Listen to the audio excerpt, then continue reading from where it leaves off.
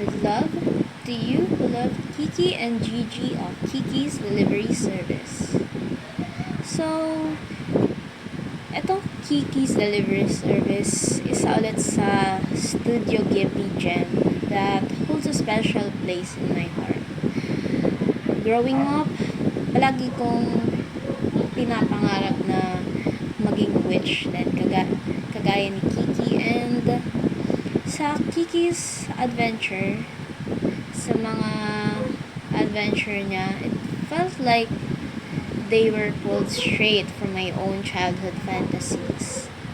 And let's not forget Gigi, syempre, Kiki's adorable black cat. And meron din akong black kitten, just like Gigi. And although para silang black, I named him Lelouch instead of Gigi.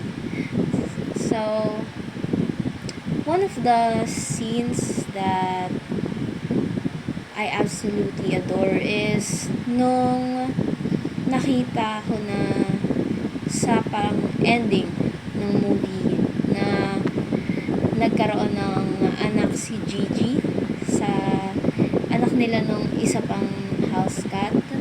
And nung nakita ko yung parang mini version ni Gigi, sobrang natuwa ako kasi sobrang cute nila. Like, I'm out for words here.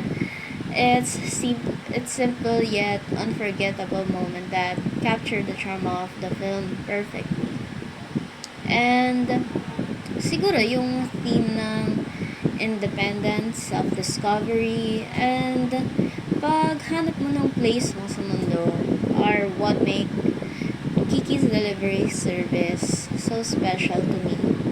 Yung journey ni Kiki sa pagiging confident, capable, young witch, it resonates with my own experiences habang lumalaki ako at habang hinahanap ko yung path ko sa buhay. And yung mga struggle na nakaharap niya, yung mga doubts na na-overcome niya, at pati na rin yung mga friendship na nakilala niya along the way is so relatable for me. Kiki's Delivery Service is more than just a delightful story tungkol sa young witch.